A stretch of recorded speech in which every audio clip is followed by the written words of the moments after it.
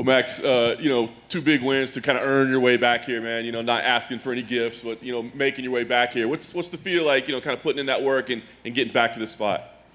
I feel great. I feel good. I mean, I've been saying it, every fight we go in is 0-0. Every fight we attack, like it's my first fight and my last fight, And I carry myself like a champion, It's not a champion mindset. It's a champion responsibility, and that's what we do. 10 rounds with a guy, I mean, does that make preparation for this fight easier or more difficult?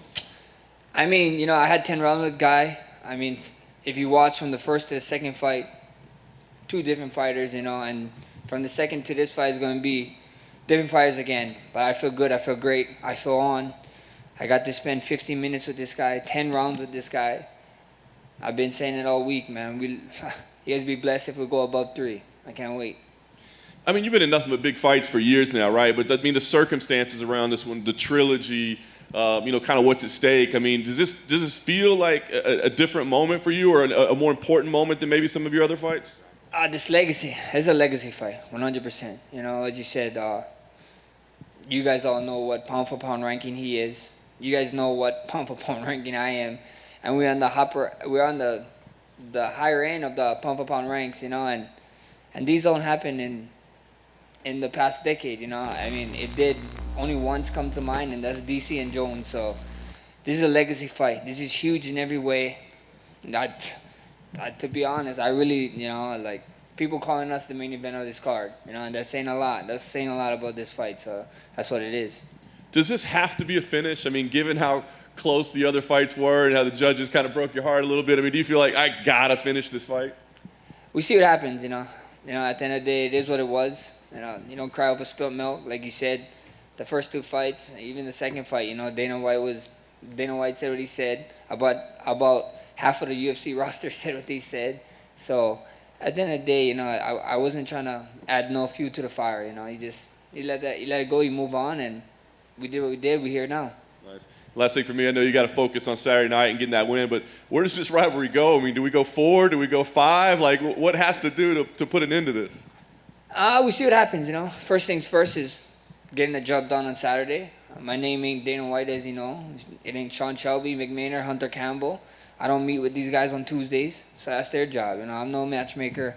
I'm a fighter. Whatever they want to do, we want to do. There's a lot of history in a weight class above me that I have, and I got a history with the guy who I consider stood the champ there. I'm a short list for Connor, and there's a bunch of dream matchups that fans want to see at 55 for me. So we see what happens. But first thing first, Alex got my full attention, and I can't wait to go out there and show the world why I'm one of the best to ever do this and to ever be in this game. Max, back here to your left. There's been a lot of talk about fire, like Khabib Nurmagomedov saying he thinks Volkanovski has more fire than you heading into that. Yeah. What do you think he means by that? Because you seem pretty fired up right now, and you've certainly shown a lot of fire in your last 2 performances. I mean, what I think Khabib means, I think Alex should be happy. He got a fan watching his cooking shows. That's probably the fire he's talking about, So at the end of the day, I'm playing video games, so I guess you can't really see the fire. I mean, I scream when my guys and my teammates screw up or when I screw up, and that's pretty fire to me. But Khabib actually probably sees literally fire on the grill that Alex is using to cook, so that's probably where it got from. Personally, I feel that your second fight with Alex is one of the most criminally underrated fights of all time. Just what you were able to learn from the first fight, what he was able to learn from the first fight, and vice versa. I know you like to separate yourself from the sport a little bit, but have you gone back recently and watched that second fight? And if so, what stands out to you about it? Not recently, but I did watch it. I sat with my team and we watched it together, and we just broke down. It was 2 different guys, and you saw 2 guys in there grow from the first fight, and then you saw 2 guys in there grow during the fight, which is pretty good. When you're at this level, at this high level, that's what you got to do to separate yourself from the pack. Last thing for me, and this might be the most important question of all, where are we at with the floral shorts? Are we making any headway on that? With the floor shorts, I checked in yesterday. I didn't have no floor shorts, but don't worry, guys. I got all you guys. ShopMaxHolloway.com. We have our own floor shorts that we dropped. I better see all you guys in them. Max, just a couple here. Keep my hand nice and high. You're a very relaxed person, but going into that Calvin Kattar fight, you were literally yelling at not just him, but everyone cage side that you were the best boxer. It was a different kind of energy I felt than like the Brian Ortega fight where you put up his gloves and teach him how to box. How much emotion were you carrying into that fight from the second Volkanovski fight? None, zero. Okay. I mean, all that emotion was from that fight. You're only as good as your last fight. A lot of people forgot about, like, you only get judged off your last fight. So, it is what it is. Kattar was new blood.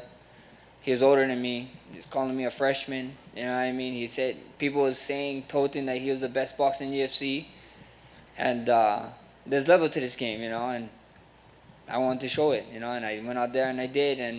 And I believe with the Kattar fight, I think so we had some fans. We had some fans in attendance, so that fired me up a little bit, So you think I was screaming then, wait Saturday night. It would be, this is the ninth island. A bunch of Hawaiians it's gonna be a Hawaiian pro crowd in there. It's gonna be insane. I would be surprised if people stay after my fight for that main event, because it's gonna be so pro Hawaiian. It's gonna be ridiculous. What's the biggest difference between the Holloway now versus the first or the second Volkanovski fight? I'd whoop both of their asses, like plain and simple. You get better. You need to get better in this game. If you stay the same, you do the same stuff, then you're not gonna grow in anything you do. Even in what you guys do. So I'm way better. I feel better. I feel great. I look great. I just can't wait to go out there and do it. Last thing, and I'll let you go here. Since you brought it up, I am also a screamer when I game. How would your wife describe you when you're playing video games? Oh, she, a nutcase probably. She she hears me. She hears me to the walls. I'm pounding my feet. I'm on the second floor of the house, so like pounding my feet and screaming. So it's good fun. I'm a competitive man, and I just want to win. So when I don't win or something, or I do a stupid play, I'm like screaming at myself. Thank you, brother. Max, Hey, over Max. here to your left. Right here. Okay. A lot of fans are saying that whoever wins this fight will determine who the greatest featherweight of all time is. Do you also see it that way? Not at all. Not at all. A lot of fans, a lot of people is saying it, and do we forget the man Jose Aldo? The man got 8 title fights. I got 8 title wins actually. I have 5 title wins, and until somebody can beat his records as a champion, with the 8 title wins, then they can consider themselves the GOAT in featherweight, So I got 5 to be here against Alex to get my 6th title win. That's just a cherry on top, man. With fans and everything, it's gonna be amazing. And Josh Emmett says that he deserves the next title shot. He says that he's the #1 contender. He'll be their cage side. Do you also see him as a #1 contender to fight the winner of this one? Like I said, man, I ain't a matchmaker. I do what he do. He can say whatever he want to say, believe what he want to say. I mean, at the end of the day, Dana White, UFC, that's all their job to worry about. And all I got to worry about is one guy, Saturday night. That's Alex, and that's my full focus. Max over Max here. right here. I'll go Right here, ahead. Max. To the back. Yeah, just one. You're also being honored this week with the Hall of Fame, with the Forrest Griffin Award. I mean, sir. obviously every fighter I think wants to get in there for their fights and for their work inside the cage. But what does it mean to you to get this particular award? And also, will you be at the ceremony on Thursday? That award means a lot. It means a lot to me. Being able to give back to people, to show. That's what this life is about. You know what I mean? Like, especially during the pandemic, it was insane, and seeing people go through tough times, meeting the kids at St. Jude's, giving back to the Hawaii Food Bank, all these things, all my partnerships with everyone. That's what life is about, If you can give back and inspire people, and I'm in a position to be able to give back and inspire, so why not do it, Because you never know who you can touch in that day, and I won't be there this Thursday. I'll be doing some other things, You guys can see me a little bit lighter on Friday morning, so I won't be there. But tune in for it. It's gonna be a great show. Thank you. Max over here. In that Brian Ortega fight that Volkanovski had, he had that really tight submission hold late in the fight. Did you think Volkanovski was done at that point? And were you surprised to see him get out of it?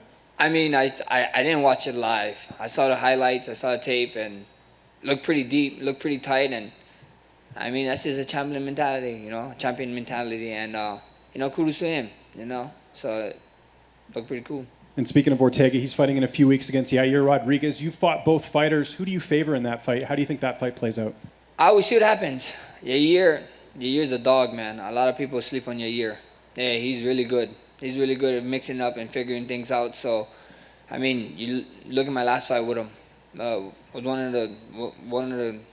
a great fight actually, and not only our division and all of the UFC, I think. So, I think he's an amazing fighter. I think Brian is amazing. I think it'd be an action-packed fight, and made a better man win.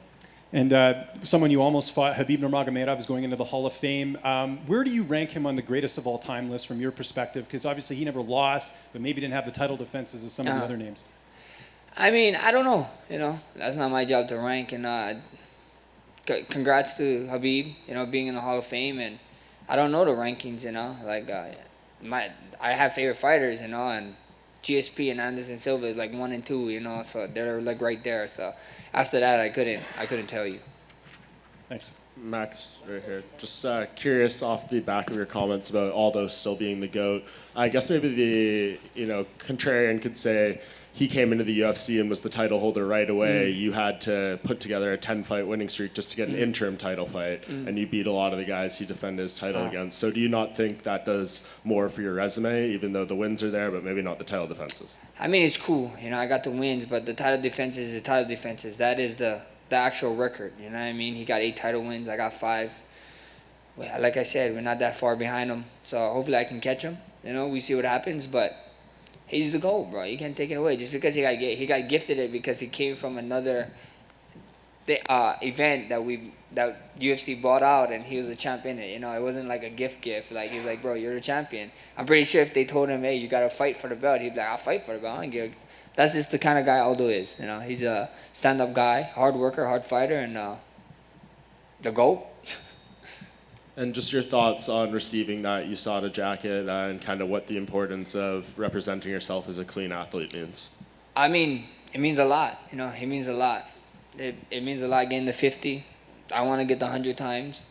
And it just means a lot, Being clean in the sport is tough, especially in this one, especially in this sport where how much mental and physical training you need to go through. So it's just amazing to do it, and I'm glad I'm doing my part in the sport, clean sport, better sport, and having fun.